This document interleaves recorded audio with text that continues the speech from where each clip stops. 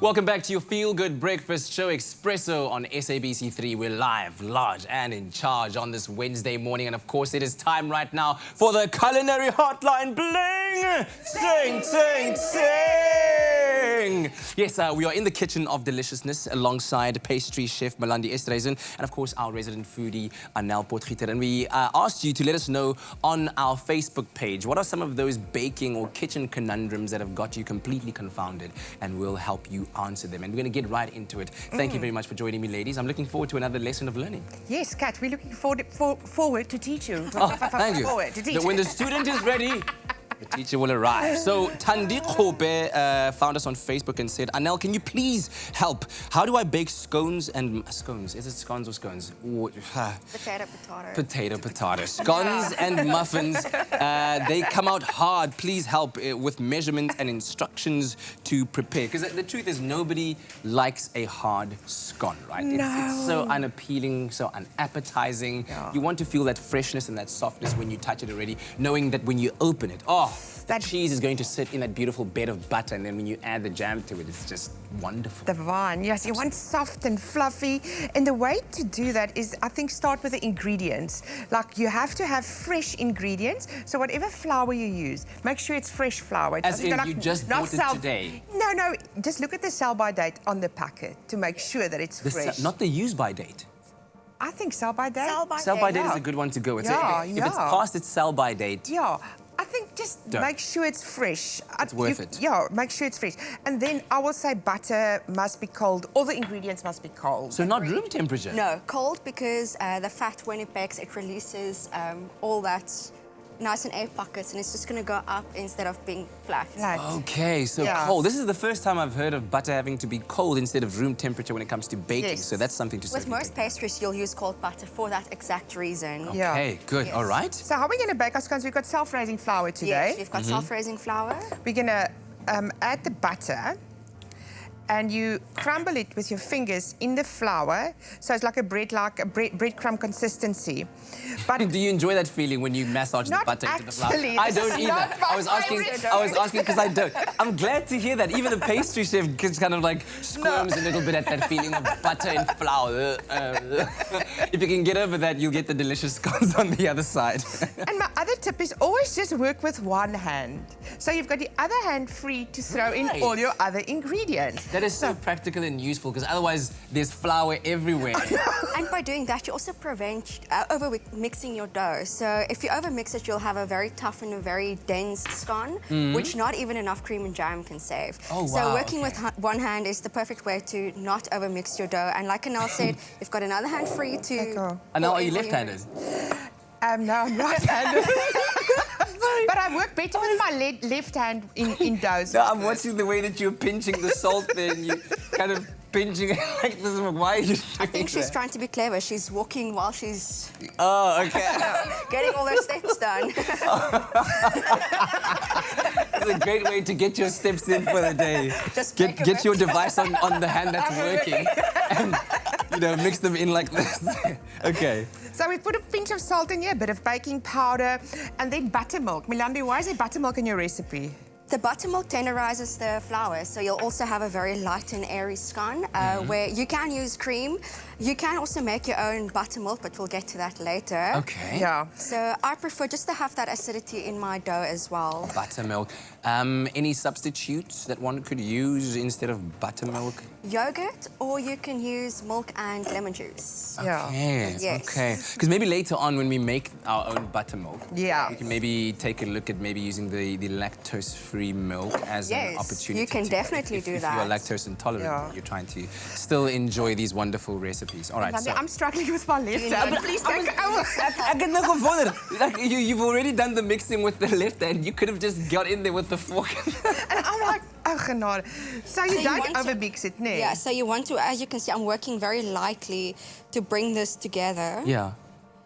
All right. By the way, SMS the keyword EAT to 33728, and we'll send you a link to the recipe and the ingredients. It's a very wet dough. And what? If it's too dry, you'll get a very dry scone as well. Okay. So wet dough result in a moist scone. Do scones bake for a long time? No. Oh, they don't. Okay. 180 degrees Celsius for about 10 to 12 minutes. That's depending very on your quick. oven. That's very quick. Okay. And Melandie's put in vanilla essence in her scones. It's the first time I see it, and I think it's genius. Genius, Melandie. I love having that vanilla flavour. Oh, that's beautiful. It smells like a cake. I know.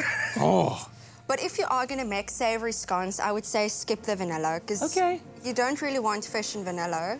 Okay, I hear Or what you're chicken saying. and Yeah, vanilla. especially if you're going to be adding things like cold meats and cheeses, like you said, exclusively to make those savoury kind of scones, then maybe you might want to shy away from that sweetish scent of... Yes. And Melandie, how thick do you think the dough must be? Because my mom's scones are like thickish. I normally go for about 2 centimeters, Okay. but if you want a really high scone, you can go for even taller, about 2.5 to 3 centimeters. Okay. Then you're going to cut them up with a cookie cutter, get them onto a pan that I see you've kind of lightly dusted with some flour, so no oil needed there. They're going to go into the oven at 180 for about 10 to 15 minutes with a bit of a wash of egg white on top, and voila.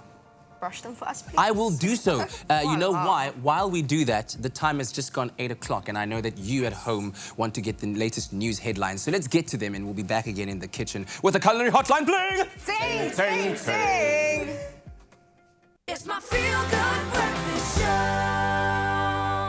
Well, the kitchen gurus are here to spill the tea on some of your kitchen hacks that you are looking to find out about. Of course, we've asked you on Facebook to let us know any questions that you have regarding baking, cooking, what to do in the kitchen. Just ask us on Facebook, and that's why we have these lovely ladies here, Melandie as well as Anél, here to answer your questions. And we got one from Salvi Odian, who wanted to know about baking a low GI bread. I don't think we've ever had that before, have we? I think we've had that a few years Well, ago. the baking of?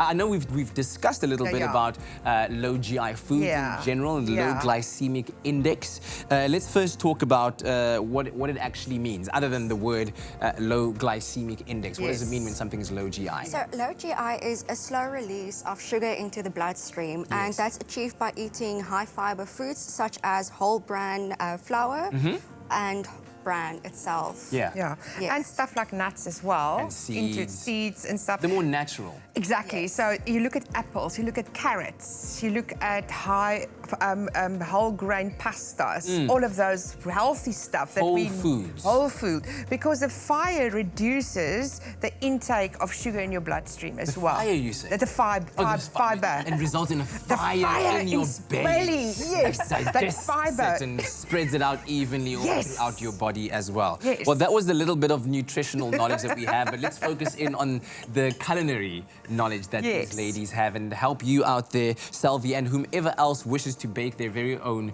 low GI bread. This is how it's done. What do we need? Okay. Yes, you can go ahead, So Melandie. we have whole wheat flour here, and we've got bran, and we'll just mix the two of them together with our seeds. You can use mixed seeds or just sunflower seeds, pumpkin seeds, whichever seeds you have at home. And then we'll throw the yeast on the one side and the salt on the other side. I try to never mix the salt. But I'm mixing away. Okay, here's one thing that I've just noted now. Is this lukewarm water? It is lukewarm water. You have not added the yeast to the water. It's not necessary because we're using active yeast. You would actually do that if you use fresh yeast. Yes. You would, and we're not using fresh yeast, we're using active yeast. So it's already activated. You can just pour in your water and it will mix away. rise. Okay, there we go. We live and we learn. All right, And we you've got some oil there. Oil here. Is it olive oil? It is olive oil, extra virgin. But you can add whichever oil suits your flavor profile that you have in the bread, right? Yes, definitely. If you want a flavored oil, you can definitely add that. Now, Anél's going to mix that, and we've already made one because this takes a while to knead. To get it into that right kind of consistency. Yes, so you knead this for about 10 to 15 minutes, and you want the dough to be nice and elastic. Before you carry on, just look at that technique. My word, masterclass, masterclass. SMS the keyword bread to 33728 to receive the recipe for this particular low GI bread that we're baking. So you got to put it back and just, Hadouken. This is very good to release all that stress. So after a long day at work, go bake some bread. Bake some bread. So what happens here? The gluten develops. So it softens the bread as well. Yeah. So if you don't do that, you'll likely have hard bread. I will kill you with it. Quick. I can kill you with it. You can take a stick and fasten it to the end and Yeah. manufacture your own knopkiri. Yeah. It's also very important to proof your bread, because if you don't proof your bread, you'll also get a very dense bread that you can kill someone with. Yo, and proving it requires leaving it in at room temperature, I believe, for about an hour or so. I take Double a inside. blanket. I've got a special baking blanket. Then I close it with plastic, the dough, and then I put it in this beautiful baby blanket, and then I put it in a sunny place in my house. You are, wow, that is the most caring bread Yes. making technique I've ever heard of. Your bread must come out so lovingly. Soft. Soft and Soft. delicious. But okay. you have to, because it's a labor of love. Okay. So when you shape your bread, you need to make sure that you actually press it in, because if you have air pockets in your bread, it's gonna have air pockets when you bake it as well. So you won't have a And nice. likely crack at the top. Or Yes. You don't want so that.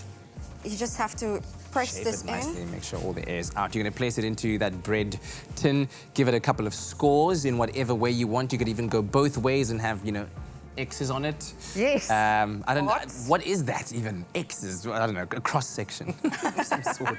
You bake it for how long? So first you proof it for about an hour or until it has double in size, and then you bake it for about 45 minutes. Know your oven, because different ovens will have different baking times. And you can put a bowl of water at the bottom of your oven to release steam, and you'll have like a nice crusty texture at the outside. Wonderful stuff. Ladies, thank you very much. As easy as that, bread to 33728. Thank you very much to Salvi for that question. Of course, send the rest of you... Woo! Excuse me. I don't know where that came from. That's ridiculous. Send the rest of your questions to our Expressive Morning Show SABC3 Facebook page. It must have been... Listen, I don't know. I might be allergic to low GI bread. That still remains to be seen. But in the meantime, SMS bread to 33728. It's my feel-good breakfast show. Welcome back to your Feel Good Breakfast show on this Wednesday morning. Time right now again, once again, for the Culinary Hotline. Bling!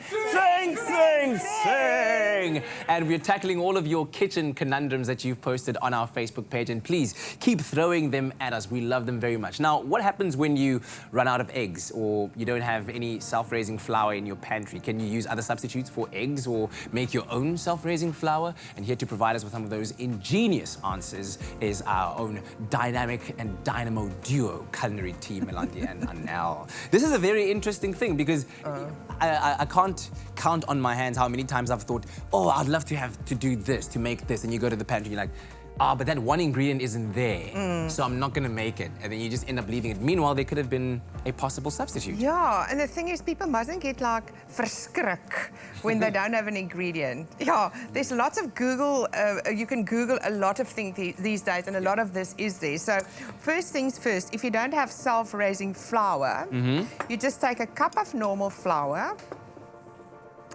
and a teaspoon of baking powder and mix. And that equals self-raising flour. Indeed. Oh, wow. Indeed. Okay. That's it. Is that how they make it in the mills? I'm sure they've got different methods, but this is our method. There we go. And also a big shout out to Zoe Heman, who sent us this question about sometimes not having the right ingredients in the pantry, and so leading us to this substitute. So that's how you make self-raising flour. What about eggs and banana? Okay, so eggs you can replace by using half a banana. These are very small bananas. I'd actually say use about a 3/4 of this banana. So basically like the same measurement as you would for an egg, like that? Yes, more or less, because you're going to mash this. Yes. So it should be the same quantity, more or less, about 50 grams. And you won't do this for everything because this has got a very Distinct dense flavor. Yes. So you'll use this for brownies and cakes, mostly with chocolates, or if you're making a banana vanilla cake, you can definitely do that. Oh, so no eggs, no problem, just use a banana. That's Yeah. great. And for muffins and stuff, that will also work. Especially for muffins. I think having a banana in a muffin for breakfast, How about that? yeah. Great stuff. Breakfast of champions. All right. What else do we have? We've got oil and butter here. So if the recipe calls for butter and you don't have butter, you can use oil. And if the recipe calls for butter and you don't have butter, you can use oil. So they interchange these. I love how you just said the same thing twice. I know. I think you mean Did I say it twice? they are interchangeable basically. So if it calls for butter, you can use oil. If it calls for oil, you can use butter. Yes. And if you want extra zingering, add both. You can actually. Yes, yes. Oh, I was It's joking. half-half. Okay, good. But you don't use it, you can't do it in pastries because you need the butter in pastries.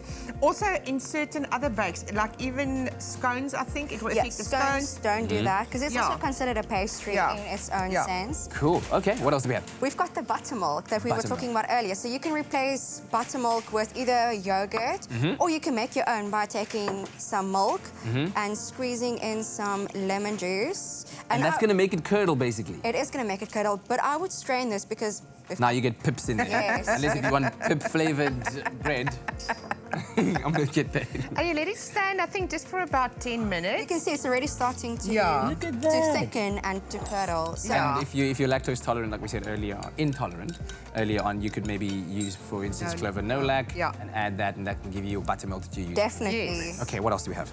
We've got baking powder. So if the recipe calls for baking powder and you don't have baking powder, it's cream of tartar and baking soda. So it's a 1 teaspoon of cream of tartar and a 1/2 teaspoon of baking soda. And that Okay. will give you the same On a side baking note, powder. Yes. Yeah. You have to bake that immediately because the bicarb reacts very quickly. So with baking powder, you can get away with putting your batter in the fridge for a little bit. But with that, you need to mix it in and bake it immediately. And Let's get to that then, quickly. if you don't have breadcrumbs, make your own by using your favorite chips, or you can use some cornflakes, whatever crunchy stuff you have, use that. So if Delicious you do on a another potato level. bake with like breadcrumbs over it, that. There we go. That. Ladies, you are absolutely beautiful. You are genius. you. Thank you very much. Keep sending those questions through to us to Espresso Morning Show SABC3 on Facebook. We'd love to answer them in the next edition of the Culinary Hotline. Bling! Sing, sing,